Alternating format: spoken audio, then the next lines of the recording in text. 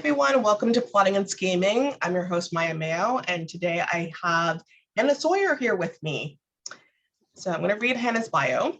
Hannah V. Sawyerr is a Sierra Leonean American writer with a passion for people and storytelling. Her debut novel, Call Him by Name, told through court transcripts, journal entries, and poetry, is forthcoming from Abrams' Amulet in fall 2023. Her written word has been featured in several publications such as Galdem, Rookie, Sassy Mag, and more. She holds a BA in English from Morgan State University and an MFA in creative writing from the New School. Thank you for joining me. Thank you for having me. I'm so excited to be here and talk and chat with you. I think we're gonna have a good time. Yes. So Hannah and I, we are debut buddies. We both have books coming out next year, and she's one of my faves. So I'm really excited to have you here today. You're one of my faves. I'm excited to be here. Oh. Okay, so first question. What first got you interested in writing, and what were some of your early influences that made you feel seen? It's so funny.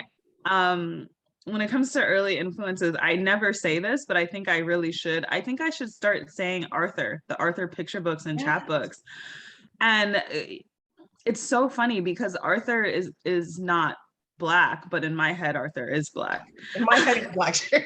So. Yeah. So I was like, that makes me feel seen. And I don't know what that is. I don't know. If you read the Arthur chapter books and the even the picture books, like I feel like Arthur was raised in a Black home. But in terms of influences, I always have to say Maya Angelou. I think Letter to My Daughter, specifically, her collection, is what made me want to be a writer and what made me want to make people feel the things that she made me feel. Sandra Cisneros, House on Mango Street, just the rhythm, and it's so lyrical. And please remind me of the first part of your question. I think I got really excited by the second half. Which authors made you feel the most seen? Okay, yes, I answered that. Okay, yes. Yeah. I'm also going to add Elizabeth Acevedo. Yes, I love that. Okay. Yeah, so when I've been interviewing people, a lot of people have been like, hey, like I'm a Black woman author and I didn't feel seen until I was an adult. I didn't see a lot of people growing up and that kind of sucked. So, Maya Angelou, like, I think I was mentioning the fact that like I just wrote my acknowledgements and I had to put in there Maya Angelou because of the fact that my mom named me after her and she had all of her books in the house when I was growing up. She was like, hey, there's no television. Read a Maya Angelou book or read some Toni Morrison. And that's all the entertainment we had. So definitely her influence has been a big one for me as well. Yeah. Okay. So when did you first get serious about like, okay, I want to get a book published and pursuing traditional publishing? I first got serious about traditional publishing, I'll say in 2020. And that's when I wrote Call Him by Name. The year before, I had this scene that I kept rewriting, but it never got past like the 600 words of the scene, and it has nothing to do with Call Him by Name. But I'm actually going to say 2019 because I think it was practice. I think I needed to learn how to write a scene because I had never written prose before. I wrote poetry, and I mean, Call Him by Name is still not prose. It's a novel in verse. So I should say I was very new to writing something that had such a narrative structure because it's not prose. I don't want to confuse people. It's not prose. What I was writing in 2019 was prose, but I think I just needed help with learning how to write something with a narrative structure. So I kept rewriting that scene. So I'm going to say 2019, even though that scene didn't end up in the book. Okay, cool. So that's kind of around the same time that I got serious with the book that I'm getting published. And I think the big difference for me was that like I met one of my mentors, Louisa Anome, who wrote Like Home. Mm-hmm. And we kind of like met up and we were talking about traditional publishing. And she was like, hey, like I'm getting ready. Here's like the initial like cover art for my book. And I was just like, this is so exciting. And like hearing about the curing process and all of that. So what kind of like made that change for you where you're just like, okay, I'm going to try and get this going? I think I dreamed of it. but I didn't want to pursue it. One of the biggest reasons that I said Elizabeth Acevedo, one, because her pen is just phenomenal. But two, it was really the Poet X that made me think that it was possible to write something like that. I I don't read a lot of prose novels, and if I do, they're usually prose novels with short chapters. But she was the first person who I saw who wrote in a way that I would want to write with novels in verse. And I know novels in verse have been around for forever, but yeah, she was the first person who I saw who wrote something that was something that I wanted to, she wrote in a world that I wanted to be a part of, is what I'll say. Yeah. That's amazing. And Yeah. you know what really just trips me out constantly is the fact that like we're going to be part of that world of like Black women authors who are going to be influential to like teen writers who are growing up and want to write, like, and they'll have those they'll have those inspirations or like people they're inspired by that we didn't have growing up. Like that's so crazy to me. It's nuts, isn't it? I was just saying something similar to my friend. They are a huge fan of Aiden Thomas, who wrote Cemetery Boys. And I was like, one day your name is going to be like among, like in that, you know, in that world. And it baffles me to think about. It's baffling to hear. I think it was a lot easier for me to say that to someone else than it is to hear it from somebody else, but it's nuts. It blows my mind. Yeah. I'm just so excited. This is really great. Yeah.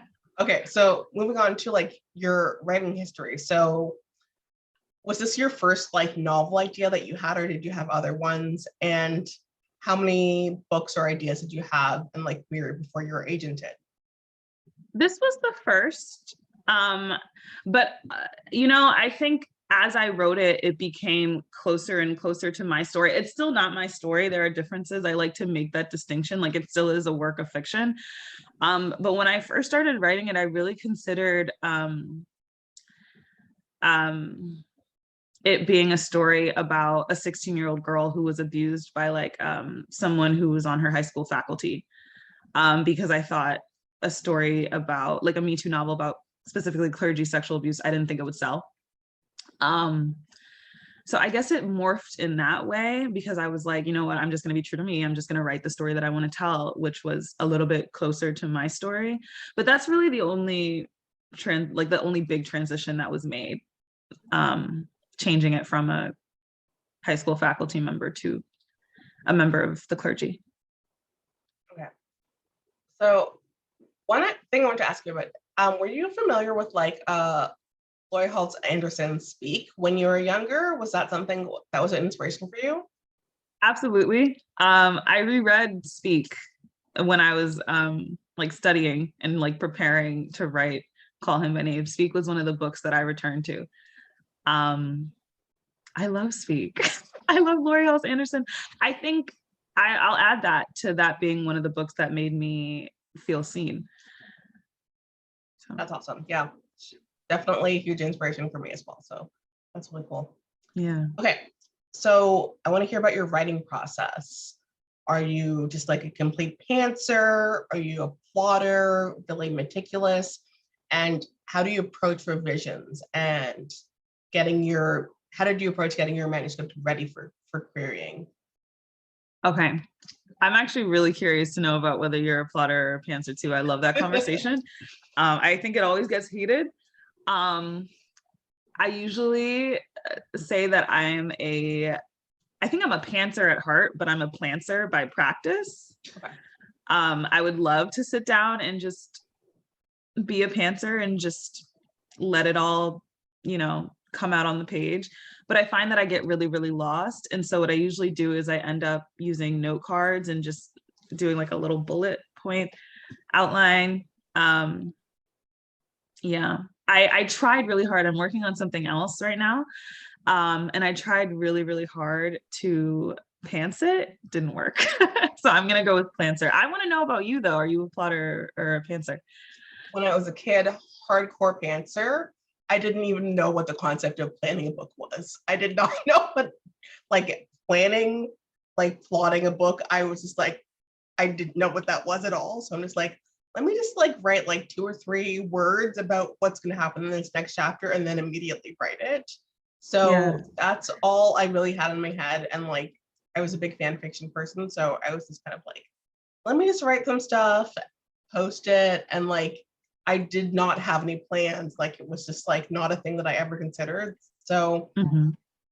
right now, I'm trying to make that conversion to like being in between Potter and Pantser, the Planter Join the area. winning team.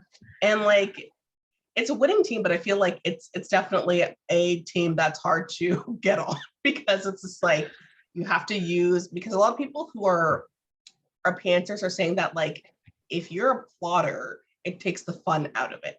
You cannot have fun. You're not going to be surprised. It's just going to be really boring. But I used to think that was the case, but I do not think that's the case anymore because it's just like, even if you have like a couple of notes, when you're writing it, it's still going to be very like individualized. It's not going to be like, oh, well, like I knew everything that happened, so I was bored by what I was writing, which I think a lot of answers are very frightened of. Yeah, I definitely don't agree with that either. I think there's no way to write a book. And I know a lot of plotters who enjoy the plotting part. I don't. Me neither. But for some people, that's really where the fun's at. So Yeah, it's really about what works for you and what gets you there. exactly. And also, if you're writing on deadline, it really helps to have a plan, Absolutely. It's really helpful. Okay. So I would love to hear about how you found your agent and any advice or tips you have for people in the careering trenches. So I found my agent. I did a mentorship. I don't want to say competition. Some people must call them like schemes, which sounds weird as well. Oh, that all sounds problematic. I did Pitch Wars, and if you're familiar with Pitch Wars, essentially you submit to authors and they choose a mentee to mentor for about 3 months. I had really, really great mentors, and they're still mentors and friends to me today. I was actually texting one of them today, and I texted the other one like literally 2 days ago. Like I was very fortunate in that regard. But after they mentor you and work on your manuscript with you, there's an agent showcase, and agents can comment and ask to see more if they're interested in your pitch and excerpt. They were really, really helpful to me on my querying journey. We ended up querying 10 agents who requested me and about 10 cold queries, and they were so incredibly helpful with helping me know how to look for agents who would be interested in my work, and how to like locate those manuscript wish lists and things like that, because I had no idea what I was doing. So I ended up querying 10 agents who requested me, and 10 agents were cold queries for a total of 20. And the agents that I signed with were cold queries. I signed with Jordan Hill and Joanna Volpe at New Leaf Literary. That's amazing. Yeah, like having mentors is really, really helpful in your process as a querying author. And I know, so I've talked about this before on my channel with other authors about the fact that like, it's really hard to get into a mentorship program because there's a lot of competition. So you might be applying for a lot of mentorship programs and not get into any of them. And like, what do you do if you don't get into any of those? Right. Yeah. So yeah, being able to kind of like consider like, okay, like if I didn't get into a mentorship program, how am I still going to move along on my path? Like maybe I have beta readers and other CP partners, and also just kind of like knowing that like some people hire editors and that helps their process along querying. Some people don't. It's not a required thing. It's just kind of like what works best for you. And yeah, that's really cool. And then in terms of like having 2 agents, like that was kind of my experience too. I have 2 agents who are wonderful, and I never expected to have 2 agents as well. So Like a party. yes, exactly. So that's really fun. And it's just like, I had a really weird process. Well, I guess it's not that weird, but it's just like, one of my agents that I signed with, we did like a Zoom meeting. That's how I pitched my book to them. Like, I didn't send them an email. Their agency had a like, hey, like if you're interested in working with this agent, say that you want to work with them, and then we'll set up a Zoom meeting with them. And that's how kind of how I got my first interest for that. So that's also something to consider and like get out of your comfort zone, because like I'm a shy person, but I was just like, okay, I have 10 minutes to pitch this to an agent. Let me see if I can do it. And it worked out. So, Absolutely. Yeah, going out of your comfort zone for that. Absolutely. I'm thinking, you asked about advice, and I was literally sitting here thinking about like what would be like most helpful for querying advice. I'm gonna say 2 things. Don't query in secret. I know some people will query in secret because they're scared of getting feedback. Please get that feedback from a friend or a mentor, because they can catch things in your query that you might not have seen. I'm a huge thing. Like I apply for things and I do things in secret all the time because I'm afraid of like failure, I guess. But don't do that in secret. Let somebody read it, and let people help you if you have access to people and people who want to read your work. Also, I'm going to say, when it comes to selecting agents, I always hear people say, selecting agents to query, I always hear people say, look at the back of books to see who some of your favorite authors' agents are, or books who are similar to you.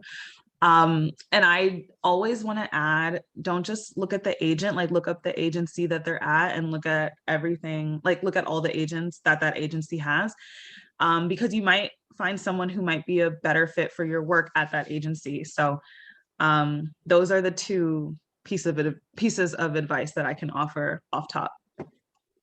I love that.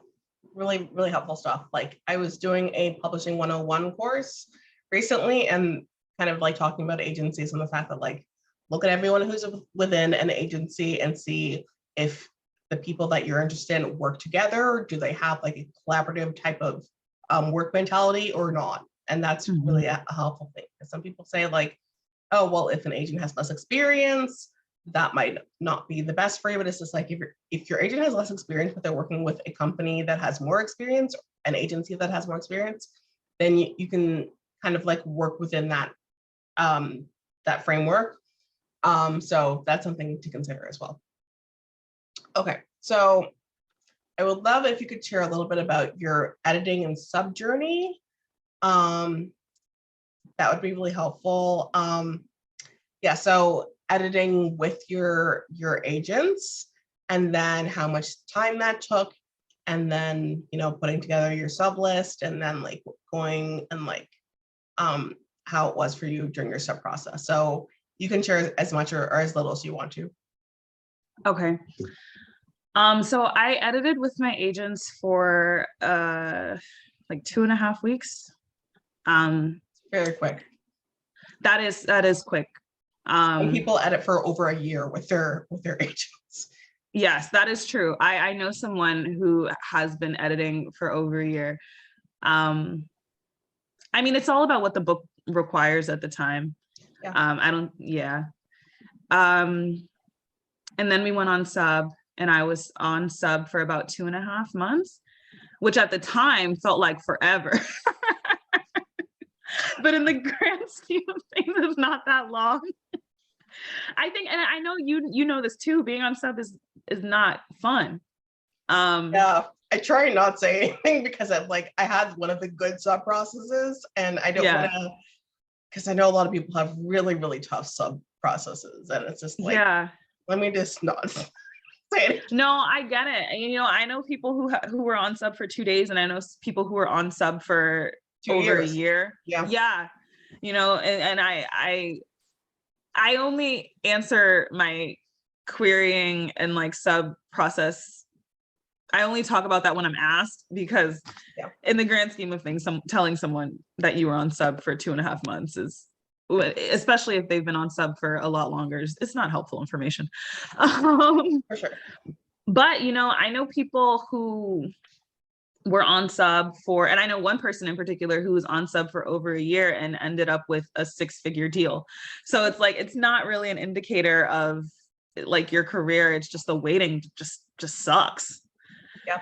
You know? It's very true. And I feel like when I first started this channel, I was just like, I want to hear about everyone's process to kind of inform how it might go for me. And then kind of eventually realizing like what anyone says has no bearance on like what will actually happen to me in my journey. And I thought like, if I know all of the possibilities, maybe that'll help me. This is like, it's so individual. It's not gonna Absolutely. that much. And like, yeah. Yeah, and I know you've heard this before, how like publishing is like a no movement and then everything all at once. Yeah. So you just never know. You never know. Yeah.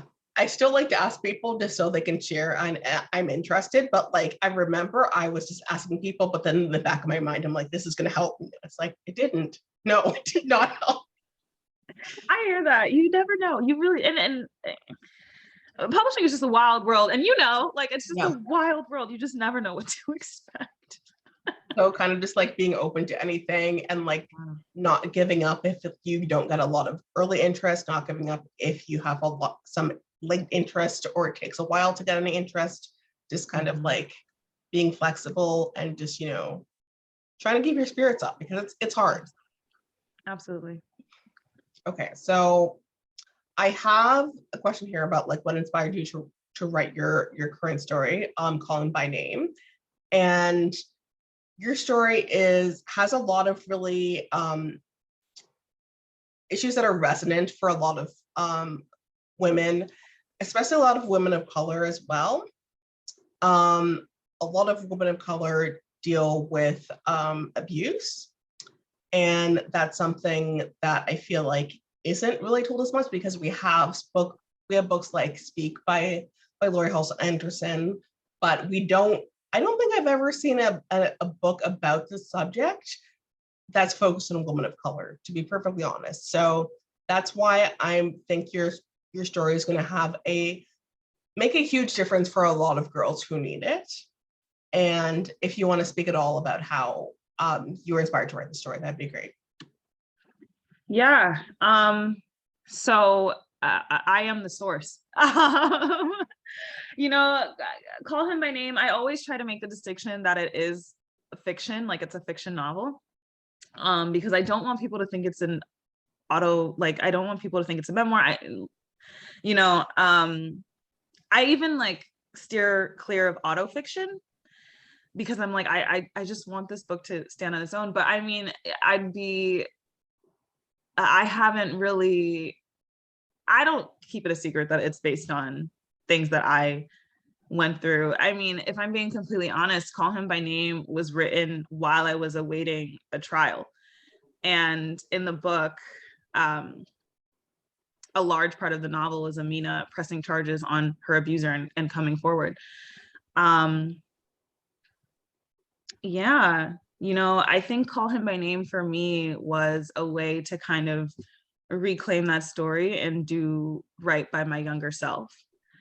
I do really, one book in particular that I really, really want to shout out. I know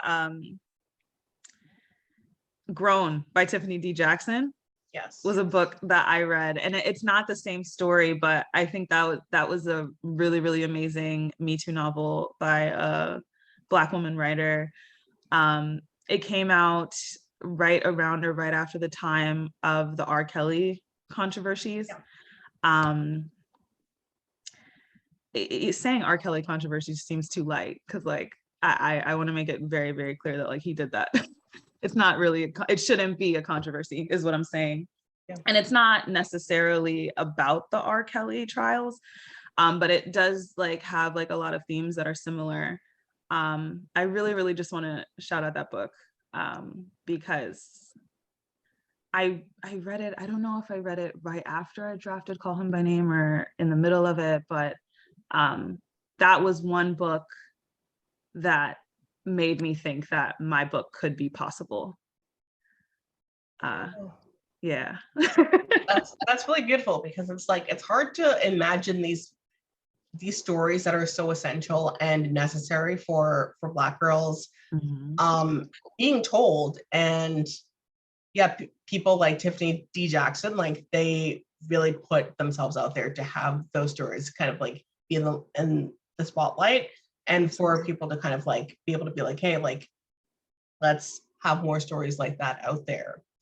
And honestly, like my project that I'm working on now does have to do with grooming, and kind of just like the language around grooming, because people like to say grooming is just being queer in today's landscape. So that's really damaging when there are so many stories of grooming that are so normalized. Like I remember growing up watching Pretty Little Liars about a 16, 17-year-old girl who was just dating her teacher, and it was like romanticized and stuff like that. Like it was just, no one saw the problem with it. You know what I mean? And so Yeah. that's something that I'm addressing in my next story.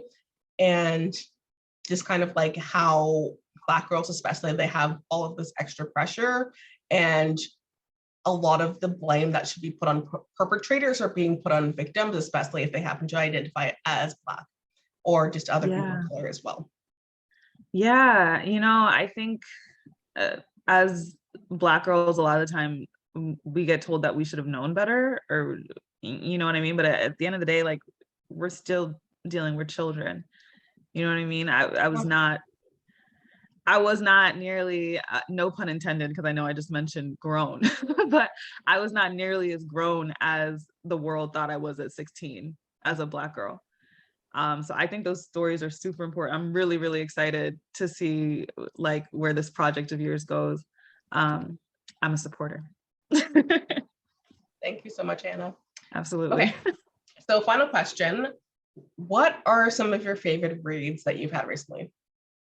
Well, I actually have it right next to me. I recently read Bless the Daughter Raised by a Voice in Her Head by Warsan Shire. If you're a fan of Lemonade, Warsan Shire, I think, and I really hope I'm pronouncing her name correctly. She wrote the poems in Lemonade, if you've seen the visual for it. I love her work. She writes about mother-daughter relationships in a way that I think really captures how complicated they could be. And I just love her pen. It's just so beautiful and lyrical. I really recommend, I know you didn't ask for Rex. Oh wait, but that's what I was asking for. Yeah. Oh, you did ask for Rex? Yes. Oh, I'm sorry. I got so excited. Okay, so yes, definitely Warsan Shire. If you're in a reading slump, I always suggest picking up a verse novel or a poetry collection. For me, when I'm in a reading slump, that's actually why I picked up this book, because one, I just wanted it, but two, there's something about the white space on the page and being able to turn the page more frequently that I think is really, really helpful if you're in a slump or you find yourself like not being able to finish a novel for whatever reason. Yeah, pick up a poetry collection or a verse novel. A great suggestion. And like poetry, like it can be very political, it can be really healing. If you're dealing with a situation that you feel like you can't talk about with a lot of people, just like even just like reading stuff and then like jotting stuff down can be a super like mental health affirming thing. So definitely want to recommend that. So Hannah, thank you so much for this. I can't express enough how excited I am for your debut. And I'm excited for your debut. Listen, 2023 is about to be a year. It really is. Like, honestly, like even seeing the cover so far, I'm just like, damn, we're the prettiest so far. Okay. It's great. Listen, I know it gets me excited. But I know your book is going to be so incredibly meaningful for the people that need it. And I'm just so thankful that it's going to be happening. So yeah, Thank thanks you. again. Thank you you. for watching this.